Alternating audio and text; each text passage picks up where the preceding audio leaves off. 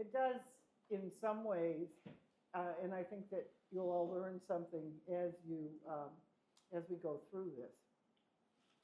And so, Revolution and Independence, nothing new for Shebiggers, more than 250 years of experience. Well, we all know that we became our own town, that the church left the Methodist Church, that we have a long history over the years of kind of, as Mabel would say, rowing our own boat. And so I thought that was kind of a good theme for this. So in leading up to the Revolution, Shebig was divided into in half. And in the 1740s, Zachariah Chandler, who lived in North Yarmouth, which is now the part of Yarmouth. I mean, originally, there was a giant town called North Yarmouth, and places like Freeport, Harpswell, Pownell, Cumberland, they all separated. But at that time, it was North Yarmouth. And so he bought half of Shebig and divided it up between his brothers and brother-in-law. And that was the west end of the island. The east end was bought in, Benjamin Waite bought it in 1760 and sold it to his brother in 1773. We have no record of knowing whether Benjamin Waite built anything or developed anything here on the island, but he may have. And because, as you will see, his brother didn't stay here very long after 1773.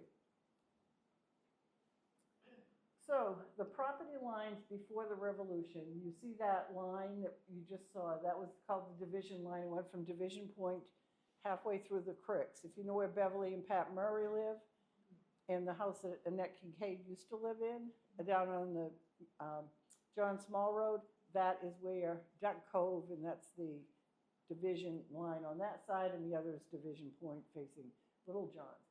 And so the Waites were in on the east end, and Zachariah Chandler and his brothers and brother-in-law were on the west end. You can see how they divided it up. That's from the Stone Sloop book. Many people may be familiar. You may not be familiar with the red blob that I have in there. I'm not the techie but I do the best I can. If Beverly did this would look much, much better. But anyway, that's to represent Ambrose Hamilton's 118.5 acres that he owned by 1761. And you can see how first he bought something in 1756, then Zachariah Chandler had sold property to the Cole brothers, and Ambrose bought those, and that was his homestead. And that is on the west end side of the division line, even though I couldn't figure out how to cut this thing off to do it right. But anyway, you get the idea. And so by 1763, he had married Deborah Soule, and by the time the Revolution started, he already had 7 children. He would have 7 more eventually, but and during the Revolution, they actually had a couple more. So this is a little background, because I know that we have a lot of history buffs in here, but just for the people who aren't necessarily history buffs, I wanted to get everybody back at that time to find out what was happening at the same time Shebig was being settled. So we had the Stamp Act in 1765, and people were not happy with the Stamp Act. A tax was levied on any kinds of paper that basically, whether they were mail or legal documents or all those kinds of the bills, those kinds of things, even playing cards and diplomas. And they were doing that because they were trying to raise money to pay for the 7 Years' War, which we sometimes call the French and Indian War. And so the British wanted to try to recoup some of the money they had spent trying to protect the colonies. Well, the colonies did not like this idea. In fact, they felt this is the beginning of their concern about taxation without representation. And we hear that over and over again. And it was really the first time that the colonies got together And 9 of them got together and they drafted a resolution. So, because basically the colonies were settled. If you've read Colin Woodard's book, American Nations, you find that basically each colony was its own little thing and they really didn't do a lot of interaction. But this time they had something in common. So it's really the roots of the beginning of that whole operation. And also the Sons of Liberty were formed at that time too, and that was a secret organization because they didn't want the British to know, because the British wouldn't have been happy to know that they had people who were potentially protesters. And they did start having protests, boycotts, and violence against some of the British agents. So the outcome was that it was quickly repealed in 1766, but the damage was already done because people started to lose faith. It reminds me of the time of when we decided to become our own town because we lost faith in the school department because they wouldn't listen to us. It's a very similar theme throughout history.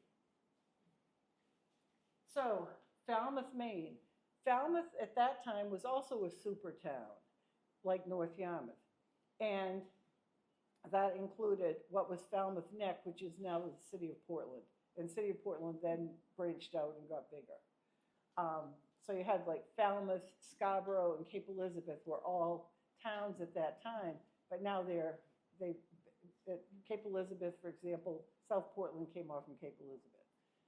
Portland annexed Deering and those kinds of things. So Shebig was part of North Yarmouth, but it was linked to Portland. It was linked to what was Portland then. Falmouth Neck, because if you, all you have to do is go down to the West End and you can see how close we are to Portland and Falmouth at that time. So that was the mercantile center. It had one of the deepest ports on the East Coast, and it was a growing town at that time. And so people on Shebig would have felt what was happening in Portland at that time. And so as we go through this, be thinking about, looking out your window and being able to see Portland and knowing some of the things that were happening. So in 1768, they broke 2 men out of jail who had been convicted of inciting a riot. And so the British didn't like that idea. But the merchants hadn't decided which way they wanted to go because they didn't want to upset the status quo because they didn't feel threatened. So there really wasn't a big revolutionary movement. There were just people who were dissatisfied. But the question here is, does that mean that the merchants were Tories, or they were just looking out for their own best interest, or waiting to see what was going to happen? So Boston at the time was the 3rd largest city in the colonies. And people on Shebig, or people in Falmouth, were trading with Boston. We don't know if anybody from Shebig was going back and forth. There's a chance that the Chandlers were. I don't know. The economy depended on trade. They wanted the natural resources that were in Maine, and Maine was part of Massachusetts, for those who don't know, until 1820 in the Missouri Compromise. So throughout this time, Maine is governed by Massachusetts. They called it the District of Maine. And we sent representatives to the General Court, which was their legislature. So what happened in Boston did impact Falmouth, it did impact North Yarmouth, and it did impact us here on Shebig. So then the next big thing, everybody's heard of the Boston Massacre in 1770. And this is from Paul Revere's engraving at the time, which was, it was propaganda. We all know that it's propaganda. In Maine, they heard the news eventually, and people then started taking sides. Which side were you going to be on? And we all know about John Adams, who became the attorney for the British soldiers and actually won in court because he believed everyone deserved to have an attorney. So it was a very interesting time if you think about it, and you think about John Adams' experiences after that. So then we have the Boston Tea Party in 1773. And again, it was Britain deciding that they wanted to tax, they needed money, they felt like the colonists really did belong to them. The colonists had been here for about 150 years or more, or approximately 150 years, and they had lost their British identity. They were becoming Americans.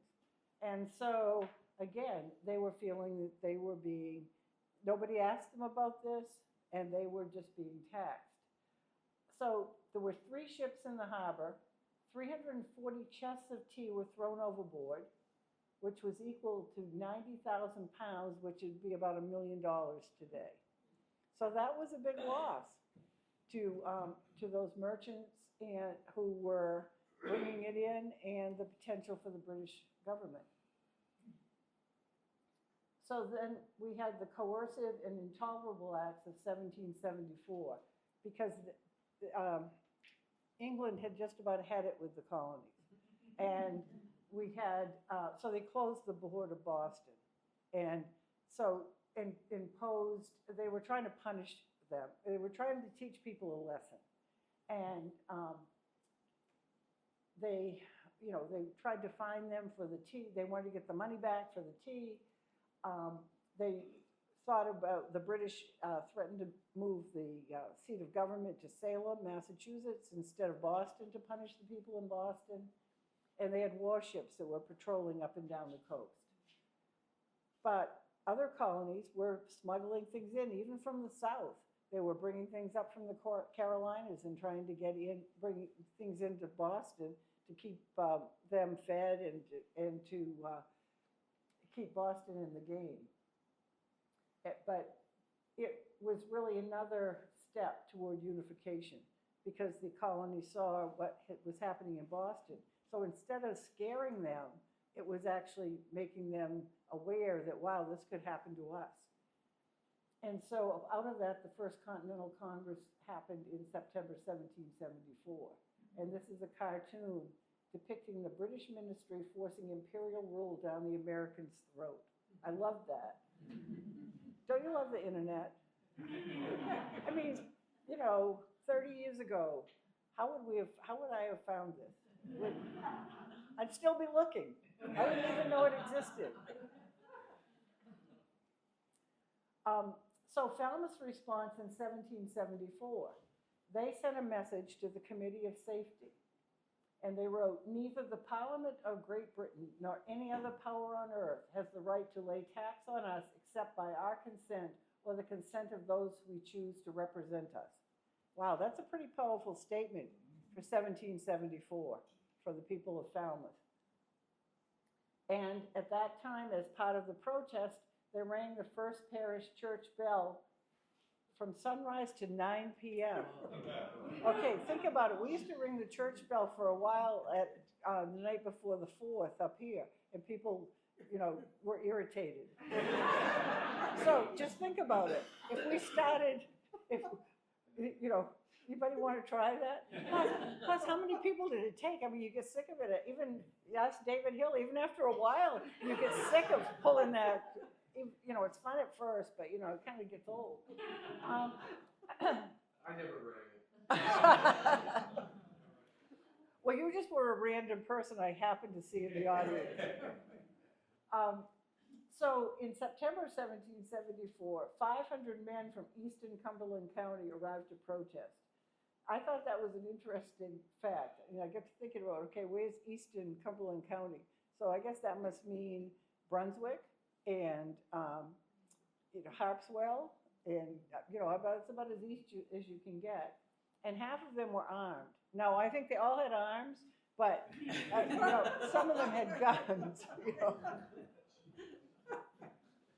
Okay, so Falmouth's resistance to British trade. Remember, this is a seaport. They're having things coming in and going out, and they're starting to feel the pressure. This is March of 1775. Now, this is a fast timeline. There's a lot of slides that happen within a very short period of time. So this is March 1775. People in Falmouth were getting, were starting to revolt. A sloop by the name of John and Mary, not the one that brought the Puritans over, but this is another John and Mary, from England arrived with sails and riggings for a loyal shipbuilder from Portland, whose name was Thomas Colson. And he was fitting out British ships that needed to be fixed. And so Portland at that time, Boston was, being, what do you call it? My mind's gone. Yeah, blockaded. Okay, so it was blockaded, but this guy was good at fixing up ships, so they brought him into Portland. And they had a committee which included John Wade, who had property on Shebig, who were charged with preventing inhabitants from engaging in riots, tumult, and insurrection. But this is what actually happened because they refused to let them land. So this was huge. And then, and so there was a town meeting, and it said it saw Tories and timid element. Officials were replaced by patriots.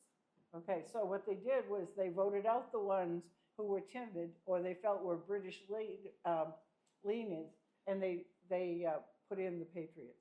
So this is, again, March of 1775. So meanwhile, the British were out mapping the New England coast. They had been doing it for a decade. And there was a man named Samuel Holland, DeBar, and they were cartographers. And the person ship they were on was Captain Henry Mowat. And he had an extensive knowledge, Mowat did. He was a British naval captain of the East Coast because he had been involved in all of this mapping.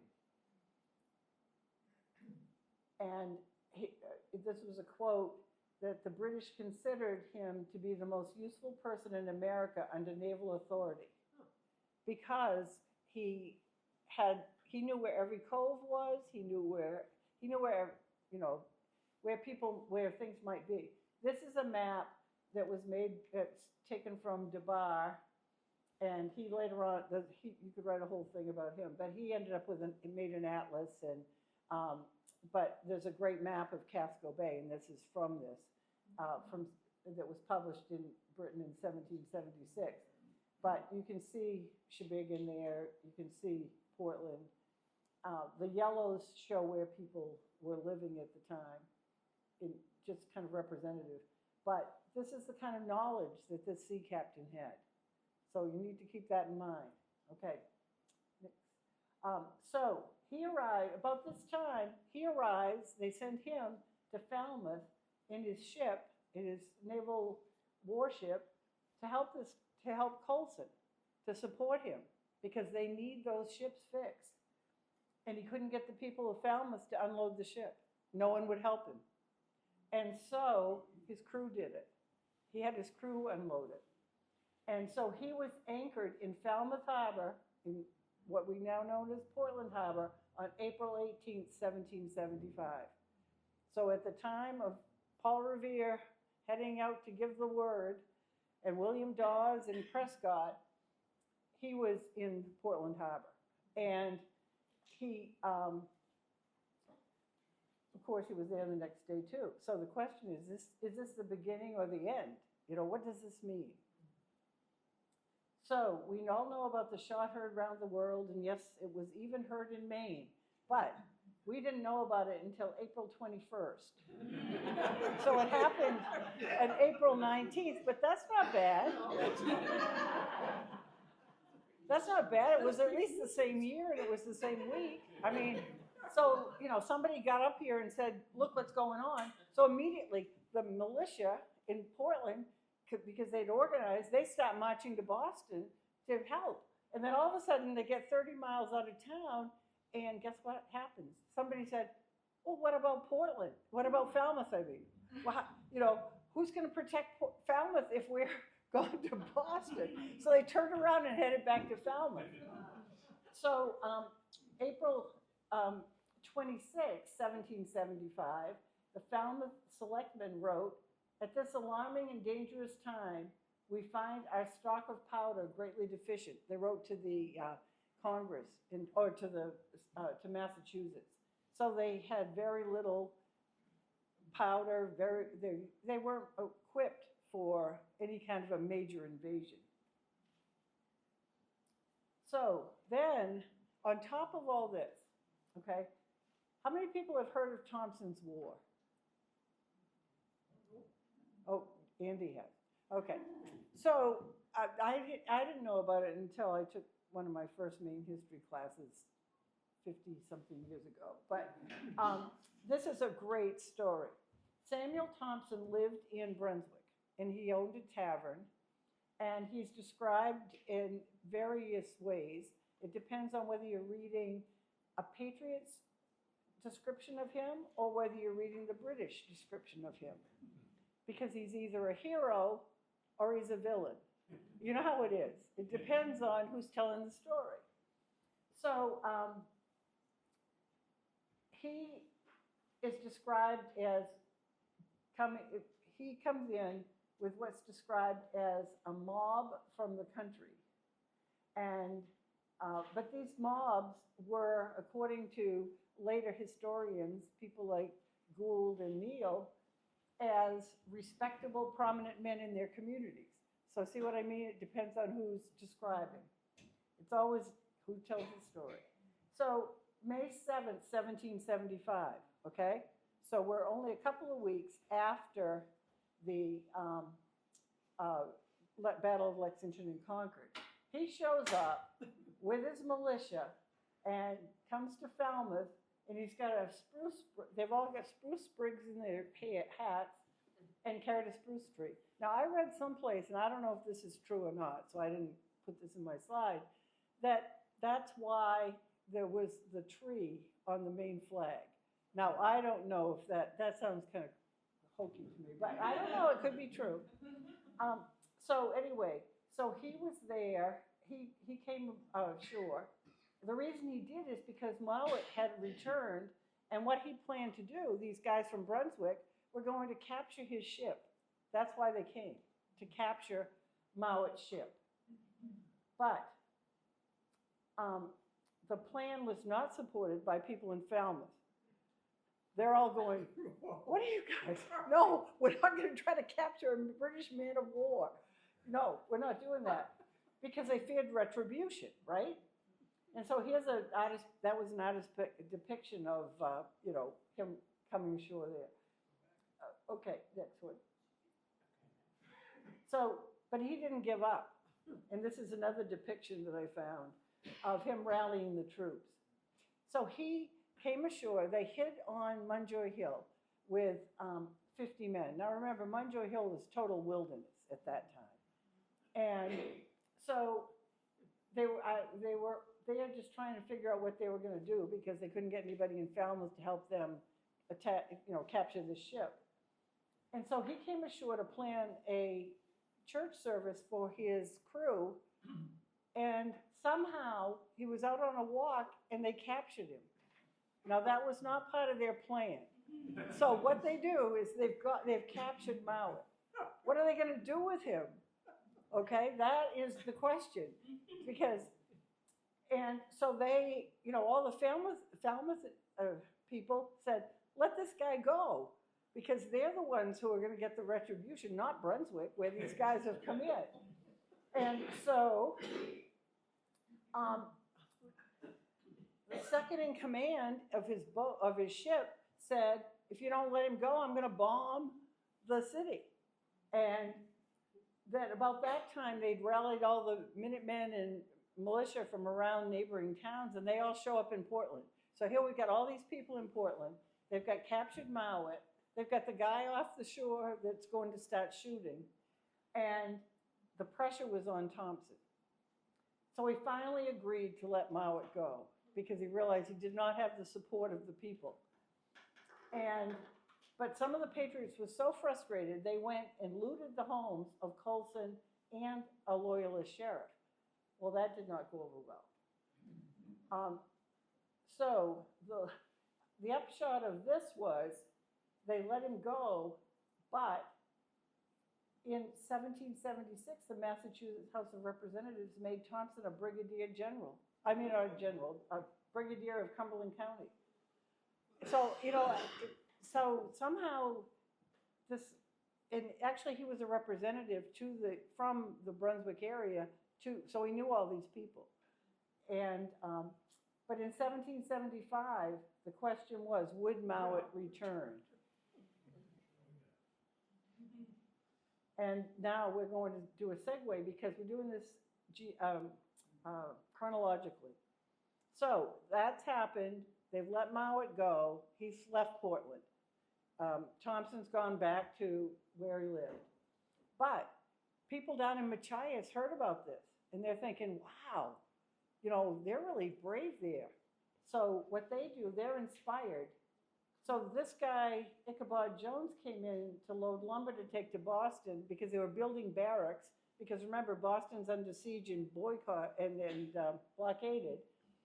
And he wouldn't sell any of the goods that he had to the people of Machias. So they decide that there was a vote about whether or not he could land the lumber to build what he had to do. But then he said he would only sell, if he could do that, he would only sell to the people who voted to let him do it. Well, that didn't go over either. So then they seized his vessel, the Unity. And then this is a month after Thompson's War, June 12, 1775. The British, they attacked the British schooner, the Margaretta, with this ship that they had captured from this Ichabod Jones. Oh. And so this is known as the first naval battle of the American Revolution. So the captain of the Margaretta died of injuries. The crew surrendered. Can you believe it? I mean, they actually did it. But people started to fear retribution. In the meantime, the Congress was heard about this, and they were committed to defend Machias. Jeremiah O'Brien, who was the captain of the ship, he was one of the, from Machias. He took the Margaretta's guns and went privateering. And so then that's another whole story. Actually was a Liberty ship, which is now in California. One of the last Liberty ships is named for Jeremiah O'Brien. So then in August, we're skipping ahead a little bit, Congress commissioned the Machias Liberty and the Diligent, which had been captured in the privateering, into the Navy. And Jeremiah O'Brien becomes part of the Navy. So, then the privateering continued. But meanwhile, the British, there's another opportunity for the British to look bad. So they've lost at Lexington and Concord. It's starting to build a case here. Okay. So on at the Battle of Machias, we have, this is one of the Shebig connections. The first person killed at the Battle of Machias was John McNeil. He is a direct ancestor of all the McNeils here on Shebig. And he was the first naval death of the American Revolution. And so that's Shebig's connection to the, so you wonder where I'm going with all this stuff. I told you, we're kind of going in the back door. So he left a widow, Elizabeth Rolfe McNeil, 2 small children, plus John Jr., who was born soon after the battle. And she was given a tea service that had been on the Margaretta, and it stayed in the family. And I think that Donnie told me that somebody in Florida donated it back, and it's at the Burnham Tavern. You can see it in Machias if you go down there. They have a kind of a museum down there. So what they said was that John McNeill had rested the wall piece on the Unity's windlass to steady it and took aim at the British, but before he could do it, he was shot.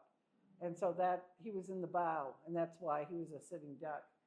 But if you look there, it says the cost of freedom, First Naval Battle of the American Revolution, June 12, 1775, Machias Bay, in memory of Robert Avery, James Colbreth, and John McNeill. When called to take a stand, their courage and sacrifice exemplified the true spirit of patriotism. We must always remember, respect, honor, and be forever grateful to those who gave their lives for our liberties and freedom. And we know that in all things, God works for the good of those who love him, who have been called according to his purpose, Romans 8:28. That was created by Donna McNeill because they did not have a monument down there in Machias. And that was on Chibig for a while, and then it's now down in Machias. They had a big ceremony dedicating that. And it's on a, I just cut that down so it would fit on this screen, but it has, you know, it's set into something. It's really beautiful. So 5 days later, okay, after the Machias Liberty, we have Bunker Hill, June 16, 1775. And I think everyone in their school days read about Bunker Hill. And they all expected that this was the chance to put down the insurrection. This was going to be it. This will be over. And even though in the end the British won because the Patriots ran out of ammunition, they realized they were in trouble. They realized it was a wake-up call. British General Sir Henry Clinton is appalled at the carnage, calling it a dear-bought victory. So they knew that things were going south. Meanwhile, back on Great Chibig Island in 1775. So at that time, we had the western end, there were 2 Chandlers, 1 Hamilton, eastern end, 3 Waits. And Wait, I think I'm going to explain that more later. So Ambrose Hamilton had married Deborah Soule. We talked about that. He had children. And so you can see where they were spread out. Chibig didn't have much of a population at that time. And, you know, and we're not really sure. We know that probably Jonathan Chandler at that time lived in the one near Chandler's Cove. His brothers, Rufus and Edmund, owned the others. You can see dots there, so you know that there are houses. There were a couple that hadn't been painted in, but you could see on the map that there was an outline of the farm. So I made those convoluted, some more of my squares that I just kind of throw in. And so this is from the DeBar's chart. Henry Mowat was the captain that had transported the cartographers. He knew Casco Bay and Falmouth Harbor. Okay, this is setting the stage. Next. So the British threat was real. And how did Chibiggers respond? John Waite, who had bought the eastern half in 1773. Now this is written in the Stone Slope book. I have not found any of this anywhere. I'm just telling the story as people have said it. He was so worried about the British that he moved back to Falmouth. That he took 24 head of cattle, 200 sheep, and his household goods and abandoned 3 older homes and a half-finished 3-story great house. And you can see there are 3 houses that are on that map that in the Waite side of the island. So at least 3 homesteads are located on his half. So, you know, maybe there's something to this. The Chandlers, we don't know. I could not find any records of the Chandlers having anything to do with the Revolution at all. Okay, next. But I did find Ambrose Hamilton. And so Ambrose Hamilton enlisted July 3rd, 1775, 2.5 weeks after Bunker Hill. He served until December 31st, 1775. He was a private in Captain Benjamin Parker's company and served on the seacoast of Cumberland County. So he was protecting this area. They had a lot of them at this time. His age was 43. Think about it. So he's 43, and he's got 7 kids.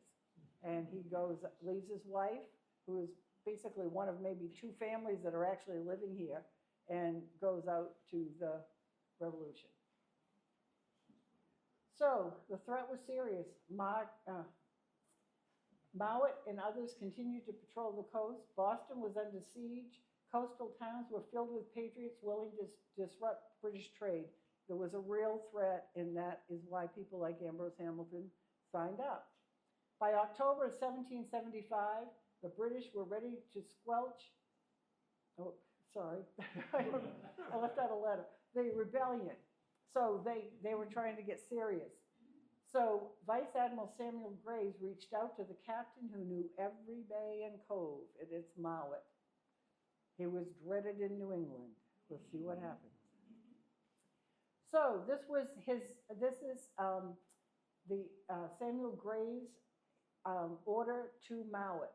My design is to chastise Marblehead, Salem, Newburyport, Cape Ann Harbor, Portsmouth, Ipswich, Saco, Falmouth, and Casco Bay, and particularly Machias, where the Margaretta was taken. This is his spelling, not mine.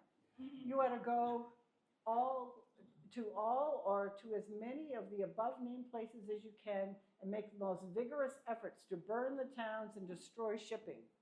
I order you to proceed along the coast and lay waste, burn, and destroy such seaport towns as are accessible to His Majesty's ships. Wow. That is pretty scary. And whereas you're having been employed many years on the survey of the coast to the eastward of this harbor, you cannot but be qualified to carry on this service from your knowledge of all the harbors, bays, creeks, and shoals, and having full confidence in your integrity, loyalty, and naval experience, and in particular, your late spirited and judicious conduct at Falmouth. I have thought proper that you should command on this expedition. And guess where Mowat headed? He heads down east. And he left Boston the 6th of October, 1775, and he had all of these ships with all of these guns, and they were heading north. He bypassed Cape Ann, he bypassed Marblehead, he bypassed Salem, Ipswich, Newburyport, Portsmouth, and Saco, and headed right for Falmouth Harbor. He did not forget Thompson's War. So that was October 16th, 1775. So the citizens had mixed reactions when he showed up. Some were worried when they saw all those ships coming in. I can't imagine what was wrong with them, why they wouldn't have been worried. But others remembered Thompson's War and were very concerned. Mowat brought the ships in closer to town. At that time, the center of the town was down around India Street. Commercial Street was not built until the 1840s, so when they put the railroad in. So we're talking about 4th Street, so have been the Ocean Street there. And he sent a message to this town and said that he would execute just punishment because the populace was guilty of the most unpardonable rebellion. And he gave them 2 hours to evacuate. Falmouth's response, they begged for mercy. I don't think they got very far.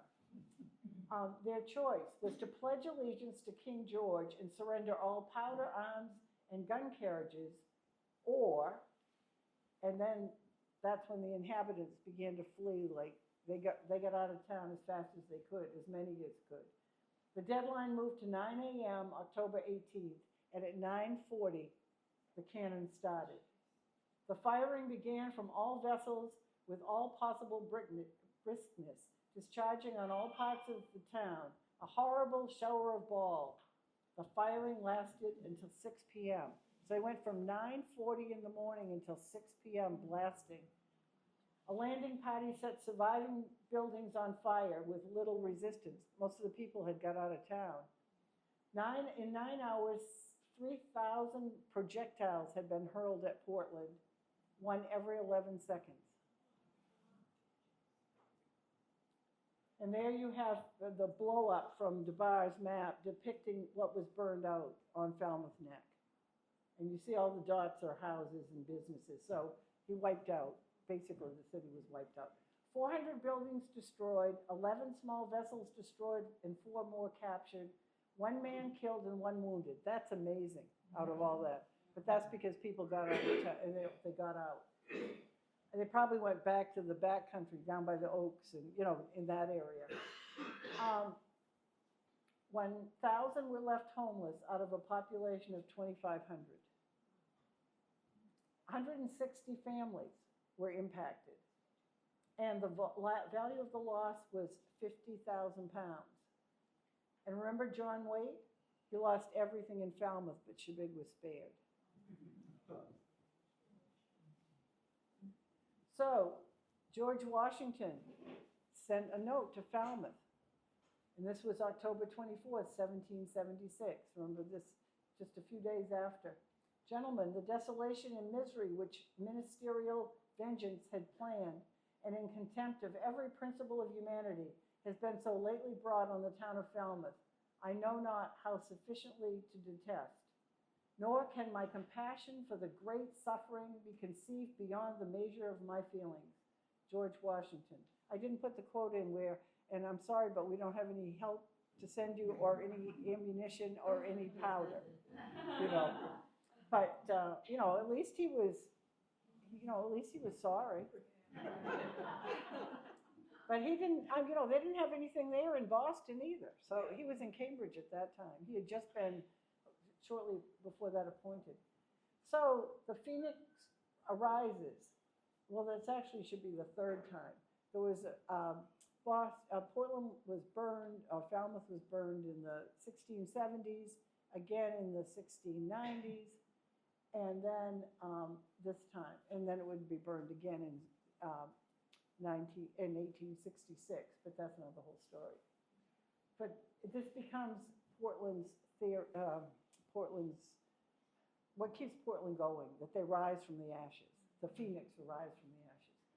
So this is another depiction showing how, you know, the impact of the bombing.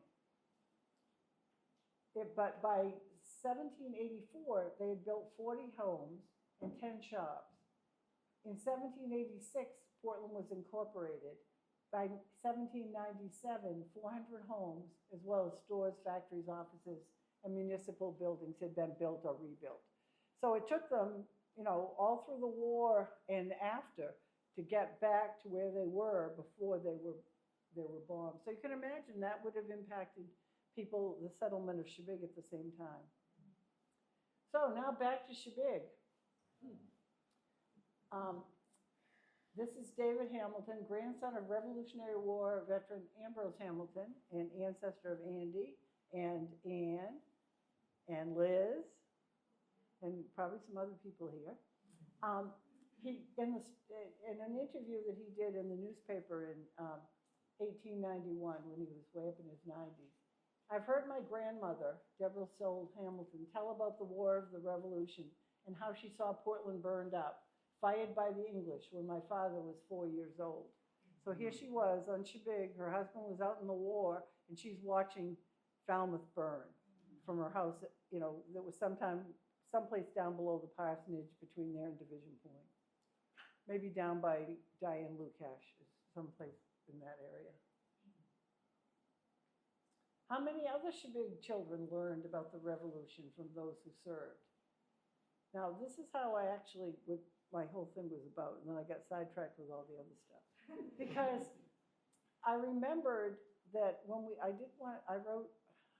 presented a program about the Civil War, and my father always said that his father learned about the Civil War from Andrew Tozier, who was the sergeant with Joshua Chamberlain at Little Round Top and lived on Shebig for 20 to 25 years as a farmer on the West End.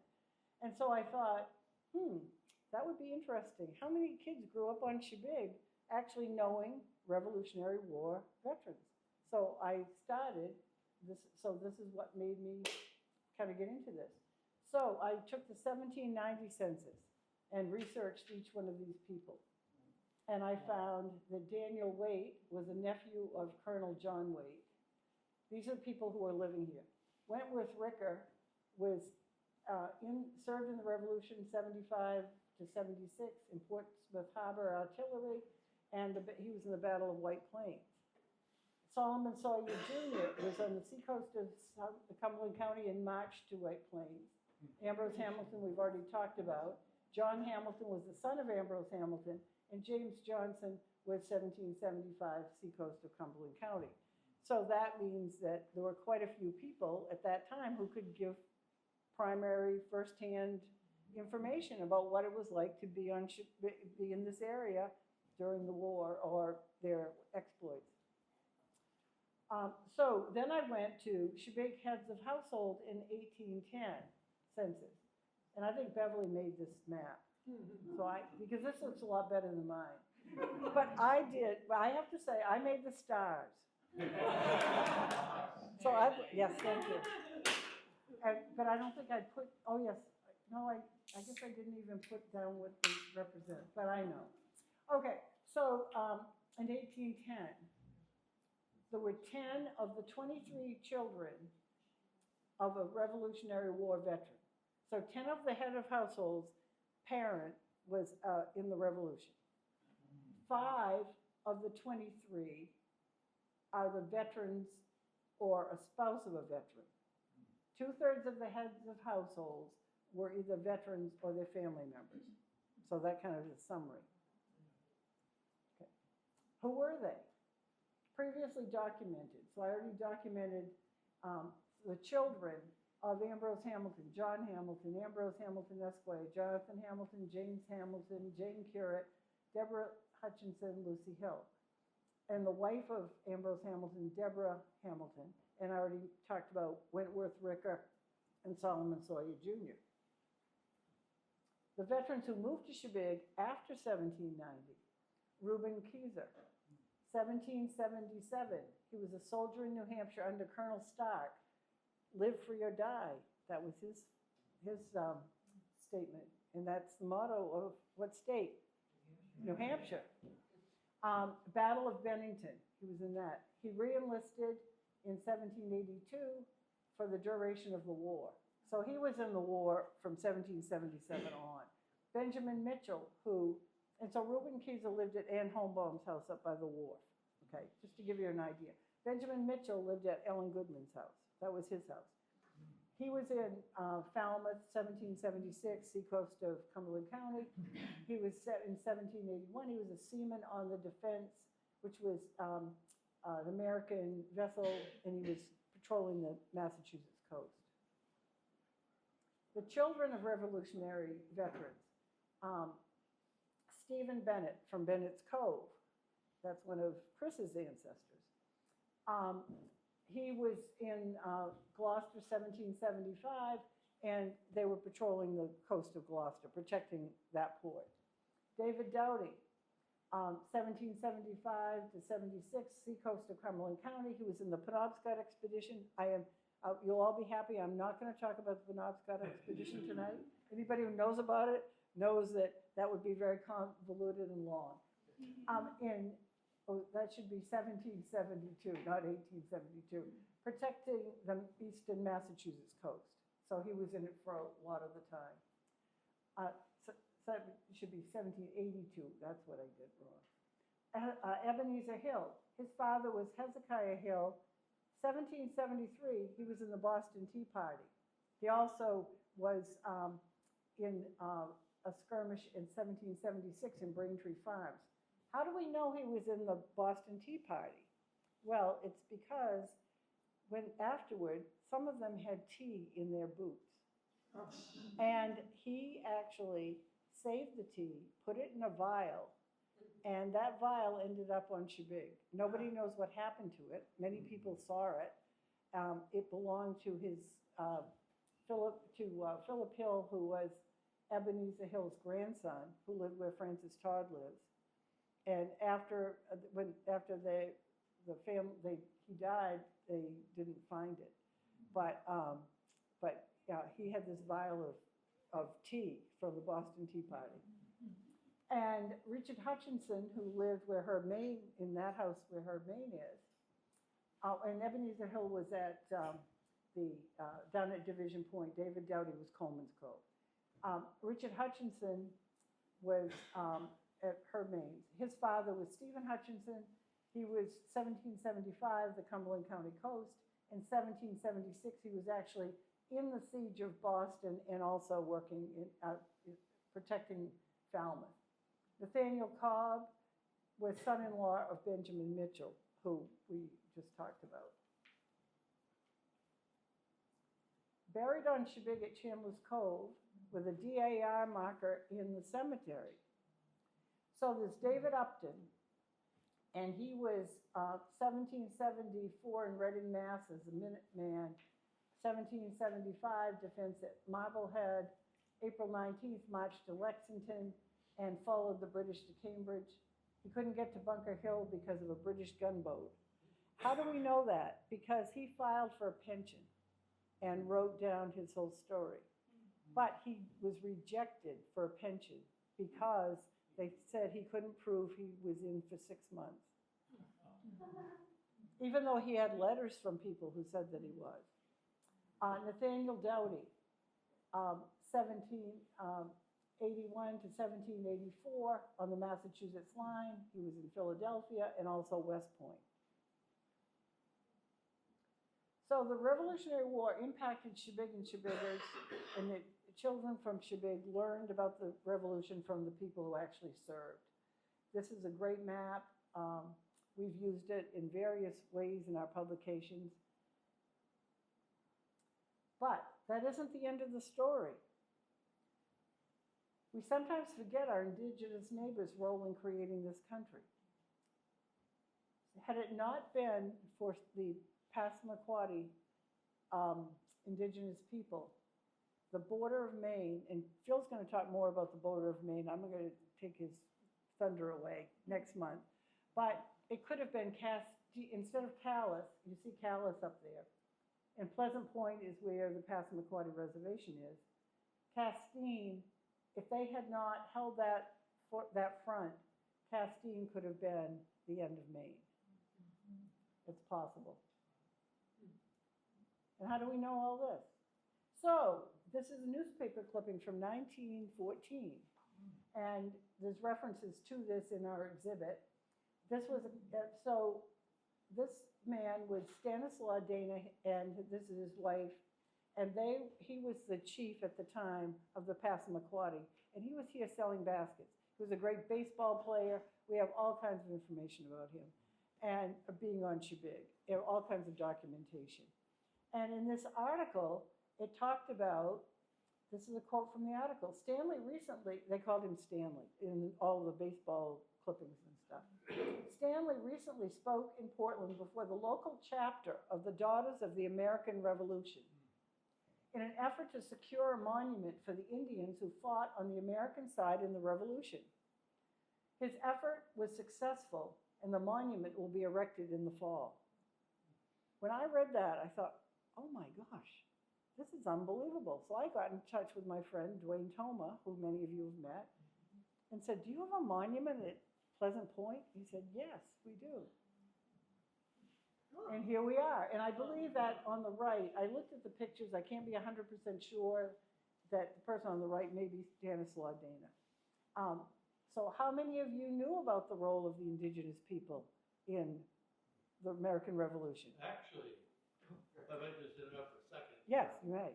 Washington was so impressed with what the Indians did that the Non-Intercourse Act was passed and then repassed when we became a country.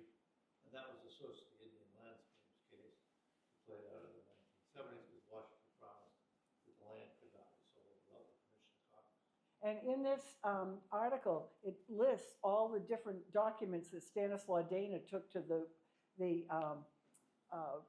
DAR to show, to make his point, to prove his point, and I'm sure that that was part of it. And so, does it make you wonder how much we don't know about the culture of those who came before the Europeans? And so this is what it says. I blew it up so you can't read it here, but in honor of the Indian patriots for their loyal service during the American Revolution, erected by the Daughters of the American Revolution. Now, we know, I'm sure that maybe some DAR people here, and I had an aunt and cousins who were regents, so I'm not casting dispersions. But sometimes they get a really bad rap. And that's why I couldn't believe this, that this guy could come from Shebig, who was making baskets, go to Portland and convince the Wadsworth chapter of the DAR that they deserved a monument. I mean, I think it's just amazing. So I had to share this. Okay, so how much do you know about your own ancestors' role in creating the country? If they were here 250 years ago, they were on one side or the other. They were either loyalists or patriots. They're all part of America's story. Make this the year that you find your Revolutionary War roots. Thank you.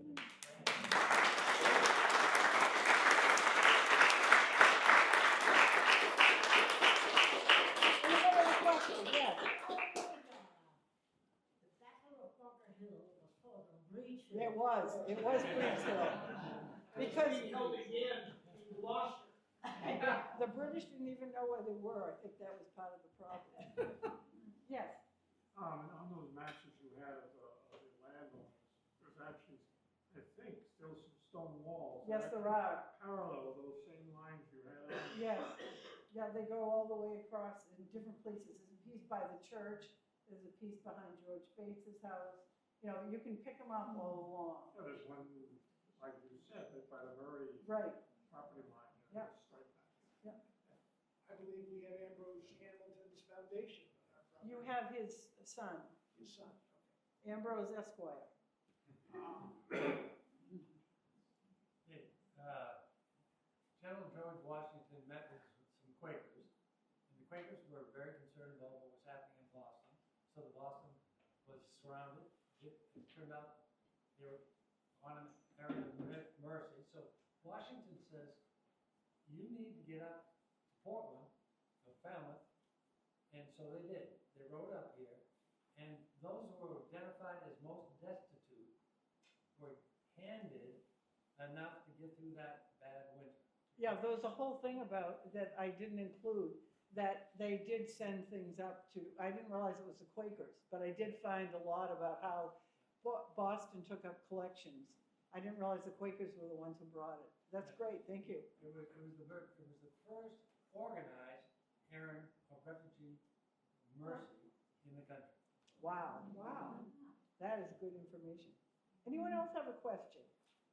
Well, thank you for sticking around until 9:28.